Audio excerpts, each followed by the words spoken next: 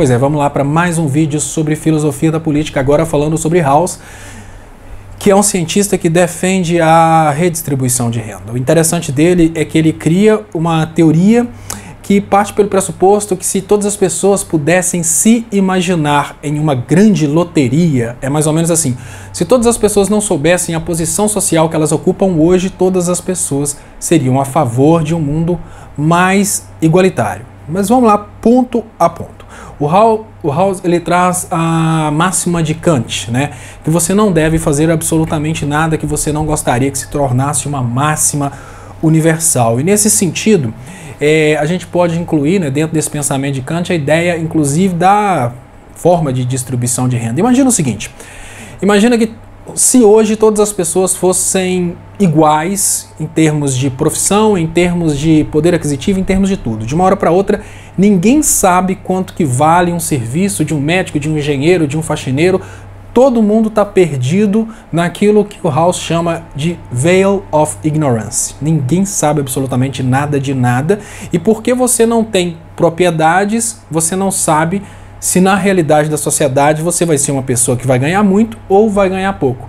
O Rawls imagina que a partir desse raciocínio, partindo pelo pressuposto em que todas as pessoas fossem colocadas em uma realidade em que elas não saberiam em que ponto da distribuição social e econômica elas estariam no futuro, elas escolheriam juntas um mundo mais igualitário. Olha que interessante, se a gente pensa na realidade de hoje, esse conceito de posição original de Rawls, ele é praticamente impossível. E é exatamente por causa de não existir esse conceito de posição original que algumas pessoas são contra a redistribuição de renda e outras pessoas são a favor, porque elas já conhecem a realidade delas na sociedade. Então, uma pessoa que paga muitos impostos é contra a redistribuição de renda porque ela não quer pagar impostos. E num país onde a pessoa recebe benefícios, ela é a favor dos impostos. O estranho é que dentro do Brasil, até as pessoas que precisam dos benefícios do governo hoje estão adotando essa política de ser contra impostos, mas é mais por estarem em uma situação de profunda ignorância, de falta de conhecimento de como funciona a redistribuição de renda através da política, mas não porque elas realmente são contra os impostos, elas não são contra a redistribuição de renda, que elas não entendem quanto de redistribuição de renda que elas recebem na realidade brasileira. Mas vamos pensar o seguinte, a desigualdade a desigualdade social e a desigualdade funcional e política, ela é uma realidade que faz com que cada pessoa tenda para um lado. Por exemplo, se você ganha um valor que você paga imposto de renda, a tendência é você ser contra o imposto de renda. Se você não paga imposto de renda porque você ganha um valor abaixo do imposto de renda, ainda que você não saiba que o imposto de renda dos outros às vezes significa o atendimento de saúde pública para você, você tá nem aí para o imposto de renda porque você não paga. Então, se as pessoas não tivessem essa consciência de qual que é a posição social delas, segundo Rawls, todas as pessoas escolheriam os princípios de redistribuição que seriam, em primeiro lugar, né, a igualdade como direitos e responsabilidades. Igualdade de direitos e responsabilidades. Então vamos imaginar uma realidade em que ninguém sabe o que é o próximo. Olha, eu não sei se o outro é melhor ou pior do que eu. Eu não sei se o outro vai estar no futuro melhor ou pior do que eu. Quer saber de uma coisa? Para garantir, eu prefiro que o mundo seja 100% igual. Isso porque as pessoas não têm noção da posição delas na sociedade. É claro que na realidade de hoje é muito confortável para os mais ricos falarem que não querem impostos e que não gostam de redistribuição de renda porque eles são os mais ricos. Mas se todos estivessem em uma posição igual e de dúvida, seria como um experimento de pensamento que ele passou. Imagine o seguinte, imagine que você está com muita fome e você está atravessando aí uma estrada muito grande. Falar de deserto no Brasil é estranho, porque brasileiro não conhece deserto, mas você está atravessando uma estrada e você não sabe se vai ter comida. Mas, no entanto, você tem um bolo e precisa dividir esse bolo. Então você faz um acordo com seu amigo para não dar confusão, que você precisa dividir com ele. Você fala, olha, vamos fazer o seguinte, você corta e eu escolho. Uma certeza você tem, ele vai cortar da forma mais igualitária o possível. Porque como você vai ter o direito de escolher, se ele cortar um pedaço maior que o outro, você escolhe o maior. E esse é o ponto de vista do Rawls a respeito do veil of ignorance, de partir pelo pressuposto de que, porque eu não sei do que o outro é capaz, Porque eu não sei se eu vou ganhar mais ou menos, é melhor que todos ganhem igual. Mas o Rawls não é a favor de um comunismo extremo. Ele não é contra a desigualdade social. O que ele acha é que a diferença de pagamento, a diferença de ganho, a diferença salarial, ela até pode ser justificada desde que ela signifique um ganho maior para toda a sociedade. Ou seja, alguns que estão melhores podem até ganhar mais, desde que o fato deles ganharem mais signifique que os menores estarão melhores. Um exemplo fácil para a gente ver isso é o seguinte: sempre quando a gente pensa nessa questão de ganhar mais e menos, a gente esquece a especulação e parte direto para o esforço nos estudos, como se o esforço nos estudos fosse um definidor de salário, né? Mas vamos pensar o seguinte: em uma realidade em que todos ganhem a mesma coisa, é muito difícil imaginar que uma pessoa vai estudar 5, 6, 7, 8 anos para ser especializado em alguma coisa. Mas a gente sabe que na sociedade a gente precisa de pessoas especializadas. Você não vai construir, por exemplo, um prédio se você não tem engenheiros, você não vai ter hospitais se você não tem médicos, mas se você não pagar essas pessoas bem, elas não vão passar aí 6, 7, 8 anos estudando e ter aí uma experiência profissional para chegar nesse ponto. Então, o que é o ponto de vista de Rawls a respeito dessas pessoas ganharem mais? Por que o fato dessas pessoas ganharem mais acaba contribuindo, inclusive com os que ganham menos, é justificado o fato dessas pessoas ganharem mais. Então ele não é contra, por exemplo, uma pessoa que estudou mais e que produz mais ganhar mais, porque, de certa forma, o fato dessa pessoa ser mais produtiva, mais procurada, mais especializada, acaba gerando benefício para ela, mas também um benefício para os menores. O que seria hoje uma crítica de Rawls para pessoas que ganham mais? Por exemplo, uma pessoa puramente especuladora. Existe sim a defesa dentro da economia da importância do especulador, eu não quero entrar nesse ponto, eu estou falando de filosofia, mas Rawls pensa o seguinte: se uma pessoa é mais produtiva e o trabalho daquela pessoa acaba gerando uma melhora, inclusive para os demais, justifica aquela pessoa ganhar mais. Mas não justifica, por exemplo, uma pessoa que fica na pura especulação, brincando de bolsa de valores, ganhar mais, porque aquela pessoa não está melhorando a vida dos menores. E ele não acredita na possibilidade de usar como justificativa o fato, por exemplo, de o dono de uma grande empresa, como por exemplo o Eike Batista, como dono de uma grande mineração de ouro, empregar pessoas na mina de ouro, porque ele está empregando as pessoas e dando de comer para essas pessoas, ele pode ganhar milhões a mais que essas pessoas. Não é esse tipo de especulação que o Rawls está falando. O Rawls está falando em produtividade. Por exemplo, uma função que demora muito mais para a pessoa se especializar, ela ganha mais. E não o simples fato de uma pessoa ser aquela que tem a iniciativa de empregar várias pessoas numa atividade em que ela vai ganhar milhões de vezes mais que as demais pessoas. Isso não é justificado no ponto de vista de Rawls, né? Eu acho que deu para entender. Aqui nós não entramos na pura meritocracia, até porque esse assunto é um assunto do próximo vídeo, que é o vídeo com... até esqueci o nome do rapaz, mas enfim. Vamos passar para o próximo ponto, né? Que eu já falei sobre a questão de quando a gente entrega uma torta, né? Tem duas pessoas, se as duas pessoas vão dividir, uma vai dividir, a outra vai cortar, elas vão ter certeza de que vai ser a coisa mais igual, porque uma não vai dividir desigual para a outra escolher o pedaço maior. Então, saindo desse ponto agora, da ideia de que se todos pudessem partir de um ponto em que essas pessoas não soubessem com quem elas estão lidando, ou seja, quem vai estar melhor no futuro, quem vai dar pior, essas pessoas escolheriam igualdade, e também pelo ponto de Rawls, de que a desigualdade de salário até é justificada se ela for gerar benefícios para a maioria, e principalmente para os menos favorecidos, a gente passa por um ponto de vista mais prático da coisa, que é o ponto de vista da troca que existe quando a gente pensa em liberdade, socialismo, capitalismo e menos liberdade.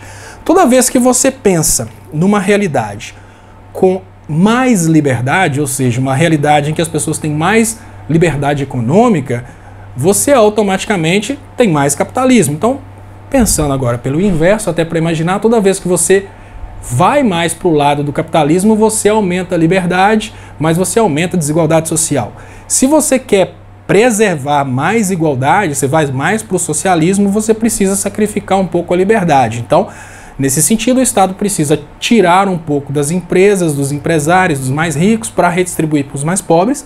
E você precisa, se você quiser tirar essa realidade, você tem mais desigualdade social e menos Estado tirando dinheiro dos mais ricos, passando para os mais pobres. Mas, como a gente está dentro da teoria de Rawls, basta lembrar que a gente parte pelo pressuposto de que ninguém sabe a posição de ninguém. Se ninguém sabe a posição de ninguém, a tendência natural é de que as pessoas queiram no início mais igualdade. Por que depois não? Porque sai de uma realidade em que a igualdade é uma, digamos que, é interessante, né? Porque estão todas as pessoas numa situação de igualdade, então elas não querem perder, mas no momento em que elas estão ganhando, elas querem garantir que elas ganhem cada vez mais. Então é por isso que se desloca o raciocínio de uma ideia mais social para uma ideia menos social. Mas enfim, a partir do ponto inicial, desigualdade justificam-se se todos ganham, isso eu já falei. Crianças não escolhem famílias. Agora eu entro no ponto também que é um raciocínio dentro da teoria de Rawls, que é a teoria da loteria natural. Todo mundo, na realidade de hoje, principalmente uma realidade muito mediatizada, uma realidade muito conduzida, né, pelo sensacionalismo, a tendência é todo mundo trazer história de grandes sucessos e a partir daquelas histórias de grande sucesso extrapolar e falar, tá vendo, ele conseguiu, todo mundo conseguiria. Existe um raciocínio dentro da teoria de Rawls de que todo mundo de alguma forma foi beneficiado por uma espécie de loteria natural. E no livro eu tenho alguns exemplos e eu vou passar esses exemplos aqui só para que vocês vejam que não necessariamente vocês tenham que acreditar e nem que necessariamente vocês tenham que ser mais sociais e mais a favor de redistribuição de renda. É só para ver como que esse debate corre na filosofia, né? Todo mundo, por mais que exista uma parte relacionada ao próprio esforço, todo mundo que conseguiu alguma coisa acabou conseguindo, porque de certa forma ele teve uma sorte no meio do processo. Então eu trago de cara a história daquela criança, por exemplo, que virou juiz e estudou a vida inteira numa escola pública e é de família pobre. E acontece que aquela criança, apesar dela ter conseguido isso numa escola pública e ser de família pobre, existe sim a tendência de que aquela escola pública seja uma escola pública um pouco diferenciada das demais, ou seja, é uma loteria natural porque é uma escola pública que reuniu condições para aquela criança se preparar. E além disso, existe também a possibilidade de ser uma criança que, apesar de pobre, ela teve um suporte familiar que não foi de pagar escola, mas foi de dar condições para ela estudar. Então, você junta esses dois pontos que você pode considerar duas loterias naturais. Uma, a família não encher a paciência e não atrapalhar, e outra, uma escola ser pública, mas ao mesmo tempo ser uma escola que deu condição para essa criança estudar. Tem também o incentivo dos pais, enfim, existe uma loteria natural que acabou gerando esse, digamos que, fenômeno de uma escola, de uma criança de família pobre numa escola pública ter conseguido um cargo alto na sociedade, como por exemplo o cargo de juiz. Volto a falar que eu não estou justificando, eu estou explicando como a teoria de Rawls fala que absolutamente tudo tem um pouquinho de loteria natural no meio, tudo que acaba gerando um espetáculo, acaba tendo um pouquinho de sorte no meio. Então, agora eu vou para o cara que eu odeio estudar, mas é um cara cheio de talento para futebol. Então você imagina, na nossa sociedade a gente tem uma realidade em que o estudo, né, existe esse mito de que o esforço, o estudo e tal leva para o sucesso. Mas aí você pega uma pessoa que às vezes não sabe escrever o próprio nome, mas ela tem um talento para o futebol junto com a existência de um grupo de amigos talentosos que acabaram incentivando essa pessoa a evoluir, porque se você for bom demais e tiver no meio de um monte de gente ruim, você não evolui. E pior, para compensar ainda mais a coisa, o tio desse menino, jogador de futebol, trabalhava no clube que empregou ele pela primeira vez. Então, a loteria natural é não apenas ele estar num bairro pobre, mas cheio de bons jogadores para dar para ele condição de treinar, ele ter aquela predisposição física para treinar o futebol, e no mais ele tem um tio que trabalha dentro do time, né, para levar ele para ser avaliado pelo treinador do time e ele conseguir aquela vaga ali. Parece que é uma brincadeira, mas isso aconteceu no futebol brasileiro e isso continua acontecendo. Existe uma grande ilusão das nossas crianças, dos nossos jovens, que são os melhores que são escolhidos. Não é bem assim. São escolhidas aquelas crianças que têm alguma ligação com os times, são escolhidas aquelas crianças que são boas exatamente porque tem uma predisposição naquela localidade que pode ser extremamente pobre, mas tem um campo, tem jogadores que já são bons, que já possuem técnicas mais conectadas com a técnica profissional e que tem uma família que incentiva a criança a jogar o futebol de uma forma profissional. Enfim, tem toda essa preparação também que acaba sendo considerada uma loteria natural. Às vezes o cara que se esforçou 30 vezes mais em uma outra realidade não conseguiu sequer fazer um teste num time profissional. Aí agora, para contrastar bastante, vamos imaginar a história que é a mais comum no Brasil, que é do Playboy, né, que hoje, digamos que não tem uma estatística exata, mas pelo menos 90% do judiciário e do Ministério Público brasileiro são pessoas de família extremamente rica, que nunca precisaram estudar na vida e que já começaram a se preparar para a carreira jurídica, às vezes desde aí dos, sei lá, 10 anos de idade, pior, né, desde que nasceram, que já estão vivendo num ambiente em que os pais já são juristas, enfim. É uma realidade que existe na sociedade brasileira e que hora nenhuma você pode olhar para uma pessoa que está no judiciário, no Ministério Público, e falar que não houve ali uma loteria natural. A pessoa está sendo preparada para aquilo desde criança, num apartamento de luxo, numa casa de luxo, estudando nas melhores escolas, escutando durante o dia, durante a tarde, durante a noite, assuntos relacionados ao concurso que ela vai fazer, e de certa forma, nós não podemos negar que houve uma parte de esforço por parte daquela pessoa, mas houve também uma loteria natural, né? E nada que recebe... E também, aí como é que a gente pode falar que existe, né, que não existe sorte, sendo que existem fenômenos que não são absolutamente nada, mas porque num determinado momento possuem a sorte de receber uma exposição midiática e a partir dessa exposição eles acabam perpetuando na vida pública, inclusive, como é o caso do Tiririca, que é uma pessoa que não é absolutamente nada de nada e se tornou deputado federal e tal, e se candidatar a governador, presidente. É perigoso ganhar por causa da revolta do brasileiro com a política. E aí, já que eu falei de política, a gente parte para o filho de político, que eu nem quero entrar no mérito de corrupção, mas imagina o seguinte, imagina que, sinceramente, você tem uma empresa e você vai contratar um serviço. De quem que você vai contratar o serviço? Com toda a sinceridade, você quer fazer network, você vai preferir muito mais contratar a empresa do filho do governador, do prefeito ou do presidente do que contratar uma empresa no mercado. Se você puder contratar a empresa do filho do prefeito da sua cidade, você não está apenas contratando a empresa do filho do prefeito para fazer o mesmo serviço que a outra faria, você está estreitando o laço de relacionamento. Então tem toda essa exposição e esse network que acaba criando condições para que essas pessoas que já estão sendo expostas cresçam ainda mais. Então você não pode virar, por exemplo, e falar que determinado filho de político cresceu com mérito e nem precisa concluir que determinado filho de político cresceu demais por causa da corrupção. O simples fato dele ter tido essa loteria natural, que é essa superexposição, dá para ele condições de partir na frente de muitos brasileiros. Então, existe também, vamos imaginar aquele caso de que ninguém contestaria o mérito. Imagina aquela coisa que a pessoa que cresceu porque ela é muito concentrada nos estudos e muito concentrada no trabalho. Mas aí eu pergunto para você com toda a sinceridade, você acha que todo mundo não gostaria de ser concentrado? Então até a própria disposição física para um ser jogador de futebol e para outro ser muito concentrado pode ser entendida como uma loteria natural. O que é a função dessa análise a partir da loteria natural? A análise a partir da loteria natural é uma utilização da teoria de Rawls para dizer que se todo mundo tivesse oportunidade de escolher a partir do ponto zero, todo mundo escolheria um mundo mais igualitário, porém, o mundo mais igualitário não é apenas uma escolha a partir do ponto zero.